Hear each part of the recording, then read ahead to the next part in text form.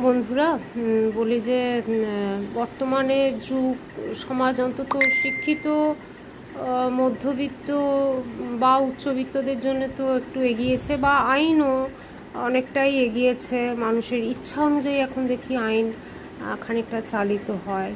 সেই according to that আমরা হয়তো অনেকটাই আইনত অধিকার পেয়েছি, যে জিনিসগুলো যেগুলো আগে সমাজের চোখে গ্রহণীয় ছিল না, সমাজ বা আইনের চোখেও এখন যেগুলো হয়তো পেয়েছি, কিন্তু সেগুলো হয়তো সমাজে তো আমাদের বাস করতে হয়, সমাজের সংসারে সেটা কিন্তু কিছুটা নিয়ে চলতে হয়, সেটা হয়তো এখনও ঠিক গ্রহণীয় হয়নি।